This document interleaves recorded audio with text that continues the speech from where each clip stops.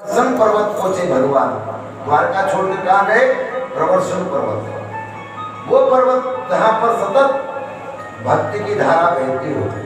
और हमारे लिए कहाँ है? वही पर्वत मंदिर है। मंदिर में जाओ, भगवान का ध्यान करो। भगवान प्रवर्षण पर्वत की ओर पहुंचे। भगवान जानते हैं कि वहां परम भक्त का वास है। कौन रहता है वहां पर? वहां पर सूर्यवंशी राजा मुचकुंद वास करते हैं। एक समय की बात है कि देवता और दानवों में युद्ध हुआ। जिस तरह दशरथ जी देवताओं की तरफ से लड़े थे, इसी तरह उसी समय राजा मुचकुंद भी साथ में थे।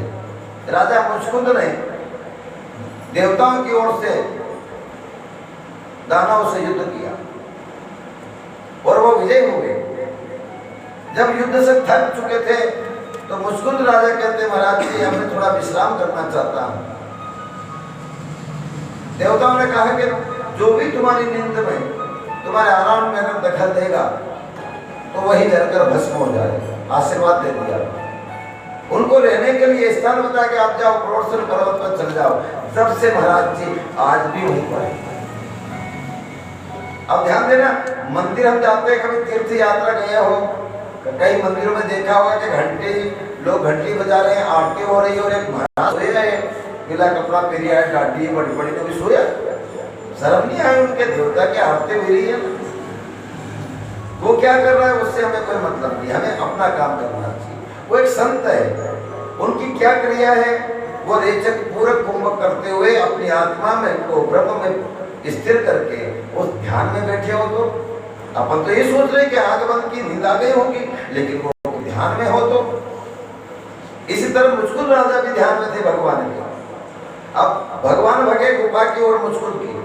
इसके पीछे कालेवन के पीछे जरासंध के पीछे शिशुपाल भगवान को मारने के लिए आगे बढ़ते जा रहे थे। अब भगवान सबके आगे हैं। दौड़ते दौड़ते दौड़ते गुफा में प्रवेश किया और मुचकुंद जहां पर लेटे हुए हैं उनको भी अपना पीताम्बर ओढ़ा देते हैं और स्वयं जाकर छुप जाते हैं कोने। कालीवन सोचता है, जब गुफा में प्रवेश करता है, सोचता है कि अब यहाँ आकर सो गया है। तो ध्यान देना, अगर कोई सोया है तो हम धीरे से दूल्हे उड़ाएंगे तो सूझ नहीं पड़ेगा, लेकिन दूल्हे खींचांगा तो सूझ पड़ी जाएगा, नींद खुली जाएगा। तो जैसे ही दुपट्टा खींचा तो मुचकुंद की समाधि टूट गई। बोलो कृष्णचंद्र भगवान की। अब जैसे ही समाधि टूटी और जैसे मुचकुंद ने कालेवन को देखा, काल यवन देखते ही देखते भस्म हो गया। बोलो भक्त भगवान की। सजनों, अब भगवान सामने आ जाते हैं। मुचकुंद राजा भगवान बालकृष्ण की स्तुति करते हैं, वंदन करते हैं, आशीर्वाद लेते हैं और कहते हैं कि हे प्रभु, अब मैं परमधाम जाना चाहता हूं, मुझे आप परमधाम जाने के लिए आशीर्वाद दें। भगवान कहते हैं तो था। भगवान आपसे मुलाकात कब होगी? अब राजा मुचकुंद ने पूछा कि मुलाकात कब होगी? अब कलयुग में होगी। राजा मुचकुंद ने कलयुग में जन्म लिया। कौन थे राजा मुचकुंद? इस कलयुग में जिस तरह कल हमने कथा में सुना था कि गोपी ने प्राण त्यागे और वो इस युग में मीरा बन गई। कल महाराज की कथा में सुनाया था। महाराज मुचकुंद ने जब परम धाम गए और उसके बाद वो कह रहे हैं कि भगवान मैं परम धाम जा रहा हूँ, तुम मिलूंगा कब? उन्होंने कहा हम कलयुग में मिलेंगे। नरसिंह मेहता ही मुचकुंद राजा थे। बोले भक्त भगवान की। नानी भाई का मायरा भरा भगवान ने, ये राजा मुचकुंद ही थे। अपने पूर्व जन्म में नरसिंह मेहता कलयुग में हुए। भगवान कृष्ण भगवान की।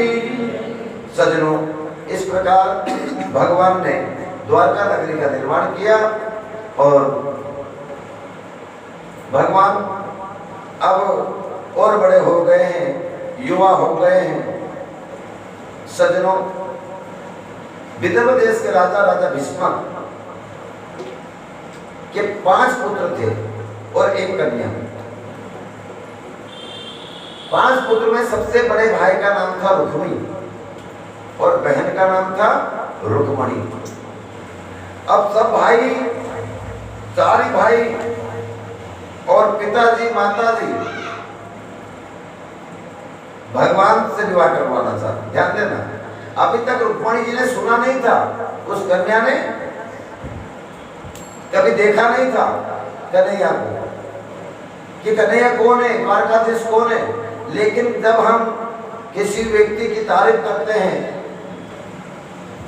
यार देखो एक वहां पर द्वारकाधीश है, उस समय भगवान श्री कृष्ण का नाम सभी और विख्यात हो गया था, सब लोग उनको चाहते थे, सब लोग उनको पहचानते थे।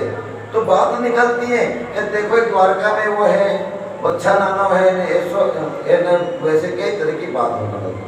जब आदमी के गुण की बखान होती है तो हम उसको चाहने लगते हैं।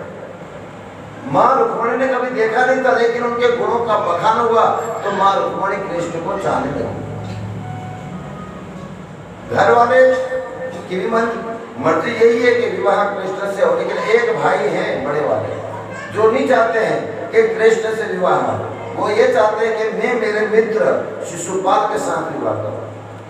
सज्जनों, क्योंकि जैसा व्यक्ति रहेगा शराबी शराबियों को इकट्ठा कर लेगा, गंदे व्यक्ति गंदे व्यक्तियों को इकट्ठा कर लेगा। अब ये सब पापात्मा थे, जरासंध, शिशुपाल, वक्रदंत, काशीराज पुंडरक, ये भगवान से के शत्रु थे, उनसे घृणा करते थे। और इन्हीं के मित्र कौन है? रुक्मणी का भाई। ये चाहता है कि मेरी बहन का विवाह मैं शिशुपाल के साथ कर दूं, अभी तो मित्रता रहेगी, फिर संबंध हो जाएगा और मजबूत गाढ़ा हो जाएगा। बहन नहीं चाह रही कि शिशुपाल से विवाह हो। अच्छा, रुक्मणी जी कौन है?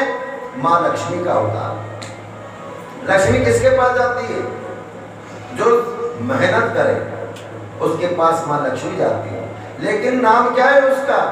शिशुपाल। ध्यान देना, जो इस शरीर को शिशु की तरह पालता हो, जैसे हम नन्हे बच्चे को पालते हैं, उससे कोई काम नहीं लेते हैं, उसी प्रकार मनुष्य अपने जीवन को पालता है, इस शरीर को जीवन में, लेकिन इस शरीर से काम नहीं ले। अगर कोई कहते कि भैया एक तगारी उखर दिया जो शिखर बनी लियो है, वहाँ मंदिर बनी लियो, दो ईट धरिया जो वहाँ, अरे मार से नहीं बने यार, तो दूसरा से ठीक हो।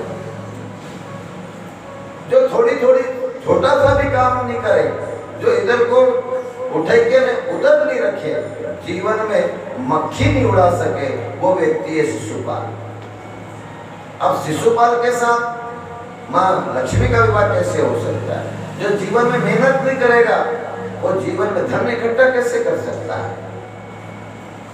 सज्जनों,